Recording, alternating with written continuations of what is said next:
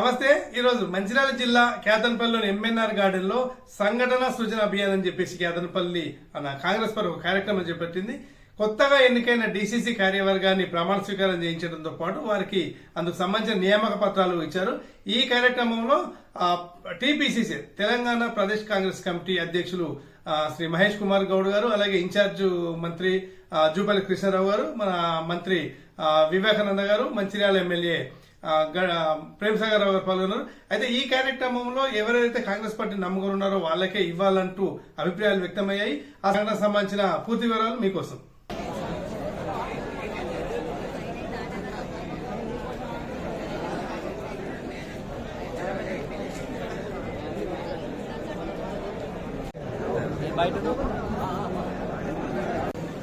నేను మంచిర్యాల జిల్లా కాంగ్రెస్ పార్టీ నందు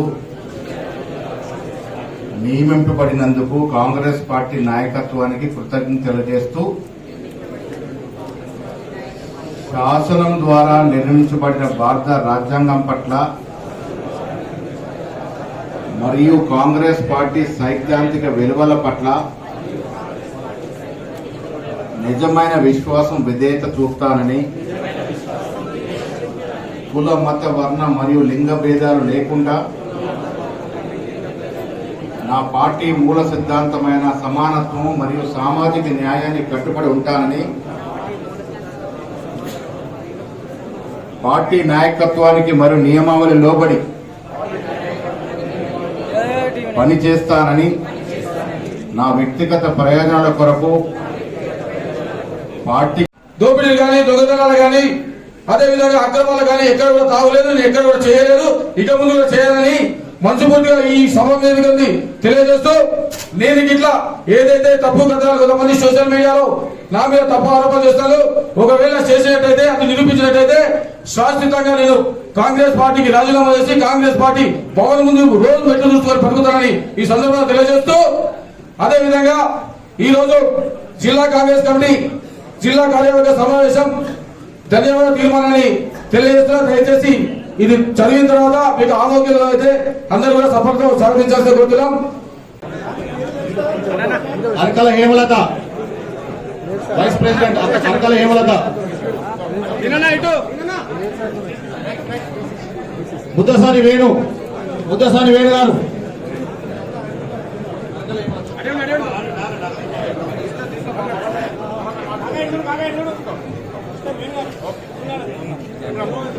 గుర్రం మోహన్ రెడ్డి గారు, గాలి మధు గారు,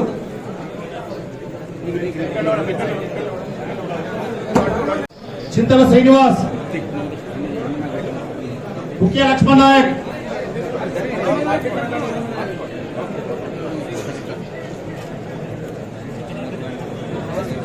పుల్లూరు లక్ష్మణ్ గారు,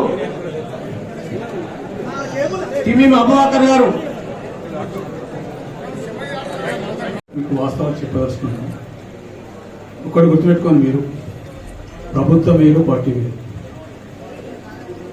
ఎప్పుడైనా కూడా సరే ప్రభుత్వంలో ఎమ్మెల్యేలు అవసరాలు పనిచేయడం ఉంటాయి కాబట్టి జరిగింది. కానీ పార్టీ కార్యవర్గానికి సంబంధించిన మటుకు 10 సంవత్సరాలు రాక్షస పాలన ఎదుర్కొని ఎవరైతే ఉన్నా తిండిన్నా లేకున్నా ఉపవాసం ఉండి ఒక్క పూట తిని వాళ్ళ జెండా పట్టుకొని పార్టీ కోసం తిరిగిండు. అదేవిధంగా వాళ్ళ పరిస్థితి ఒకరొకరు నా మీదనే వారి కేసులు పెట్టింది. అట్లా జిల్లాలో చాలా మంది మీద కేసులు ఉన్నాయి. కేసు ఉన్నప్పుడు కేసులకు భయపడకుండా మేము చేసుకుంటూ పోయాను. ఇప్పుడు ఏదైతే కార్యవర్గం తప్పకుండా పార్టీ పరిస్థితి కూడా చేసుకోవచ్చు. కానీ జెండా బట్టి తిరిగిన కాంగ్రెస్ పార్టీ కార్యకర్తలు 10 సంవత్సరాల నుంచి ఎవరైతే తిరిగిన 10 సంవత్సరాలు 20 సంవత్సరాల నుంచి వాళ్ళకు మాత్రం సరైన స్థానం ఇచ్చి వాళ్ళని గౌరవించకపోతే వచ్చే ఎన్నికలలో ఒకటి మాత్రం గుర్తుపెట్టుకోండి, ఇలా ఎప్పుడైనా కూడా కాంగ్రెస్ పార్టీ కార్యకర్తలు కరడుగట్టిన కాంగ్రెస్ పార్టీ కార్యకర్తలు పనిచేసినప్పుడు మాత్రమే ఈ రాష్ట్రంలో కాంగ్రెస్ పార్టీ అధికారంలోకి వస్తుంది. అప్పటి వరకు ఈ రాష్ట్రంలో అధికారంలోకి వచ్చే ప్రసక్తే లేదు. అది మొన్నటి కనబడేది వాస్తవాలు. ఇవాళ గౌరవంగా చెప్తున్నా, నేను గర్వంగా చెప్తున్నా. ఈరోజు మంచిర్యాల జిల్లా అధ్యక్షుడు మా వైఫ్ సురేఖ గారు ఉన్నప్పుడు ఆ జిల్లాలో ఇప్పుడు 4 గెలిచినా, ఇక్కడ 3 ఎమ్మెల్యేలు మేము గెలిచాం. ఇప్పుడు చెందూరు మన ఖానాపూర్ కూడా జన్నారం మండలి ఇక్కడనే ఉంటుంది. జన్నారం మండలి వచ్చే వరకు మన బొజ్జ 3000 మైనస్, జన్నారం మండలి 6000 ప్లస్ వస్తే 3000 బొజ్జు గెలిచింది. ఈ రకంగా జరిగింది. మరి మిగతా జిల్లాల్లో 6 సీట్లు ఓడిపోయాం. దానికి కారణం ఎవరో కాంగ్రెస్ పార్టీ నిర్మాణం ఇక్కడ ఉందా లేదా అనేది మీరు చూసుకోవచ్చు. దానికి ఎవరెవరు ఏమేం చేసిండ్రు అన్ని కార్యక్రమాలు చేసుకుని వచ్చినాం. రేపు ప్రభుత్వంలో కానీ మా అధ్యక్షుల వారిని కోరేది ఒకటే, ఇన్ఛార్జ్ మంత్రి గారిని కోరేది ఒకటే. అధ్యక్షుల వారిని ఇన్ఛార్జ్ మంత్రి కోరి సమితి స్థానం ఎవరైతే పార్టీ కోసం కష్టపడి పనిచేసిండ్రు, ఇవాళ వచ్చి కొత్తగా వచ్చిన వాళ్ళు, ఎలక్షన్ ముందు వచ్చిన వాళ్ళు, ఎలక్షన్ తర్వాత వచ్చిన వాళ్ళు వచ్చి వేదిక మీద కూర్చొని వీళ్ళ మీద పెత్తనం చేస్తే కాంగ్రెస్ పార్టీ బతకదు. మీరు గుర్తుపెట్టుకోండి.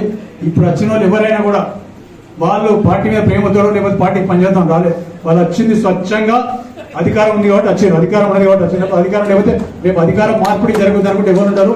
మళ్ళీ మీరు కాంగ్రెస్ పార్టీ కార్యకర్తలు ఎవరైతే 20-15 సంవత్సరాలకు పనిచేస్తారో వాళ్ళే ఉంటారు, వాళ్ళే పనిచేస్తారు. వాళ్ళని దృష్టి పెట్టుకొని ఇంకొకటే చెప్తున్నా, పార్టీకి పనిచేసిన వాళ్ళని గౌరవించండి, వాళ్ళను గుర్తించండి, వాళ్ళకు సేవ, వాళ్ళకు సరైన అవకాశాలు ఇవ్వండి. నామినేటెడ్ పదవులు కానీ లేకపోతే పార్టీ పదవులు కానీ అవకాశం ఇవ్వండి. ఇక దీని తర్వాత ప్రభుత్వానికి వచ్చినప్పుడు నాకు దాదాపు 66 సంవత్సరాలు కాన్స్టిట్యూషన్ కోరు. అందుకోసం వాళ్ళకు అది ఒక రకమైన నష్టం జరుగుతుంది అనిపిస్తుంది. ఆ నష్టం జరగకుండా కాపాడాలని కోరుతూ అవకాశం ఇచ్చే పెద్దలు చెప్పినట్టు కాంగ్రెస్ కార్యకర్తలకు అందరినీ కూడా గుర్తింపు చేసే అవసరం ఉన్నది. నేను స్వయంగా చూశాను. మహేష్ కుమార్ గౌడ్ గారు కూడా ఎప్పుడు ఏ కార్యక్రమంలో చర్చ జరిగినప్పుడు అరే ఏ పేరు ఇచ్చినా కానీ కేవలం ఎవరైతే కాంగ్రెస్ పార్టీకి పనిచేసినారో వాళ్ళ పేర్లే రికమెండ్ చేయాలని చెప్పి ఎప్పుడు కూడా చెప్తా ఉంటారు.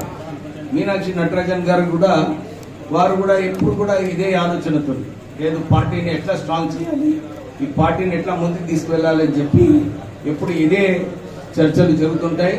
అదే దృష్టిలో పెట్టుకొని ఈరోజు మహేష్ కుమార్ గౌడ్ గారు అన్ని జిల్లాలలో తిరుగుతున్నాడు. జిల్లాలలో తిరిగి మన అందరి కార్యకర్తలకు ఒక ప్రోత్సాహం చేయడం, ఒక జోష్ పెరగాలని చెప్పి వారు తిరుగుతున్నారు. నిజంగానే ప్రెసిడెంట్ గారికి వారికి కృతజ్ఞతలు చెప్తూ ఇప్పుడే అందరు చెప్పినట్టు ఈ రాష్ట్ర ప్రభుత్వం రేవంత్ రెడ్డి గారు వచ్చిన తర్వాత మంచి సంక్షేమ కార్యక్రమాలు జరుగుతున్నాయి. అన్ని చోట్ల కూడా అందరు కూడా ఇదే చెప్తున్నారు. ఈ అప్పుల రాష్ట్రం అయినప్పటికీ కూడా పెద్ద పెద్ద ప్రాజెక్టులు అన్ని చోట్ల ప్రచారం చేసే అవసరం ఉన్నది. అదంతా బాధ్యత మన పార్టీ కార్యకర్తల మీదనే ఉంటుంది.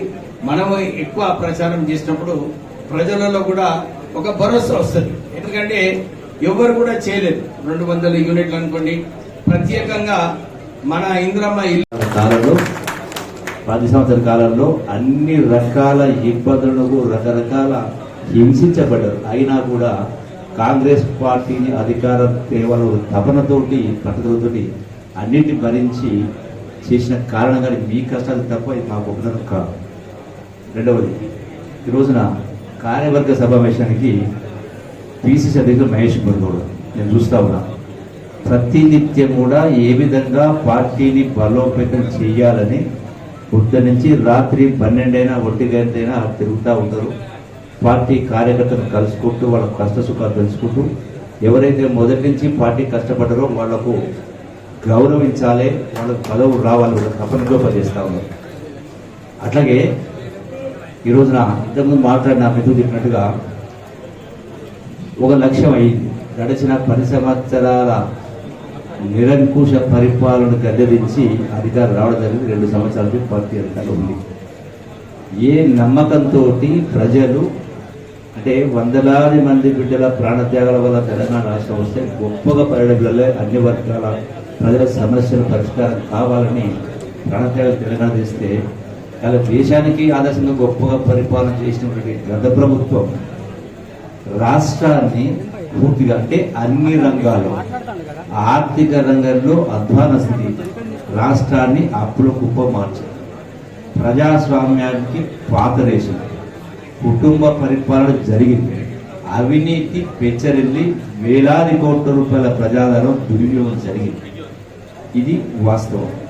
అయితే ఈనాడు ప్రతిపక్ష బీఆర్ఎస్ పార్టీ వాళ్ళు, ప్రతిపక్ష పార్టీ వాళ్ళు సంపాదించినటువంటి అక్రమార్జనతోటి నెలకు కోట్ల రూపాయలు ఖర్చు పెట్టి సోషల్ మీడియా ద్వారా వాస్తవాల్ని వాస్తవాలుగా చిత్రీకరిస్తూ ప్రజల్ని తికమక పెట్టే పరిస్థితి చేస్తాము. యథేచ్ఛగా ప్రయాణం చేయగలుగుతాము. ఇది కాంగ్రెస్ పాలిత కర్ణాటక, తెలంగాణ రాష్ట్రంలో తప్ప ఏ రాష్ట్రంలో లేదు. ఇలా బీజేపీ వారు అంటా ఉన్నారు, మా మోడీ గారు ఇస్తా ఉన్నారు కదా బియ్యంలో వాటా అని.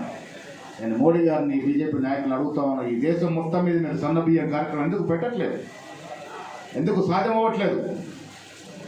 బాగా మాటలు చెప్పి అధికారంలోకి వచ్చారు, మూడోసారి కూడా వచ్చారు.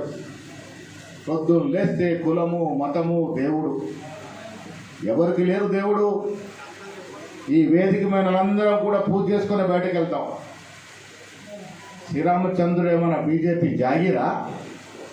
మీ పార్టీలో ఏమైనా సభ్యత్వం ఉందా శ్రీరామచంద్రుడికి? ఏం చేశారో చెప్పరు. సంవత్సరానికి 2 కోట్ల ఉద్యోగాలు అన్నారు, ఉన్న ఉద్యోగాలు బీకేశారు. ఉన్న పబ్లిక్ సెక్టర్ యూనిట్లని మూసేశారు. ఎల్ఐసి లాంటి సంస్థల్ని అమ్మదూపుతా ఉన్నారు. ఎయిర్ ఇండియా అమ్మేశారు. రకరకాల ఆనాడు ఇందిరాగాంధీ మొదలుకొని మన్మోహన్ సింగ్ గారు వారికి పెట్టినటువంటి పబ్లిక్ సెక్టర్ యూనిట్లన్నీ కూడా మూతపడతా ఉన్నాయి, లేకుండా అమ్ముడుపోతూ ఉన్నాయి. ఇది మోడీ నిర్వాహకం. 2 కోట్ల ఉద్యోగాల గురించి మాట్లాడరు.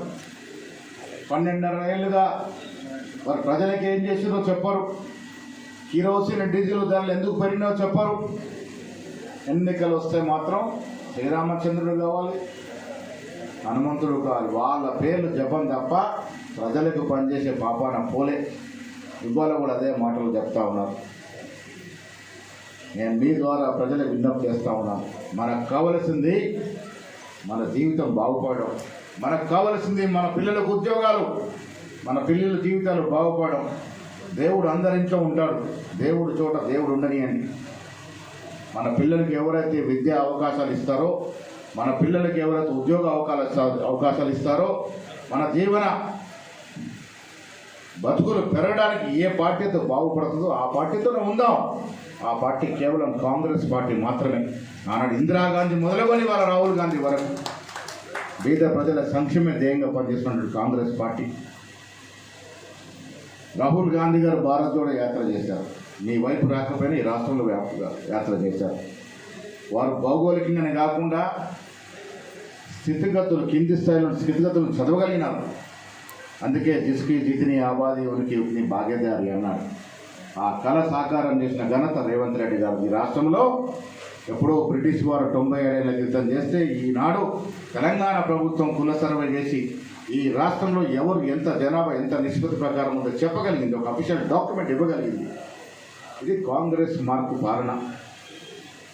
ఇలా బీఆర్ఎస్ పార్టీ గురించి గొప్పగా మాట్లాడాల్సింది లేదు. గ్రౌండ్ అయిపోయింది పార్టీ. అయ్యగారు బామర్స్కి పరిమితమైనారు. బామర్ల మధ్య తగాదా నడుస్తూ ఉంది. చెల్లెలు వేరే కుంపటి పెట్టుకుంటా ఉంది. ఎందుకు ఈ రకంగా జరుగుతూ ఉంది? దోసుకున్న సొత్తులో వాటాల తగాదా వల్ల ఇలా బీఆర్ఎస్ పార్టీ రోడ్డున పడ్డది. వాళ్ళు ప్రజల గురించి ఏం ఆలోచిస్తారు, ప్రజలకే మేలు చేస్తారు.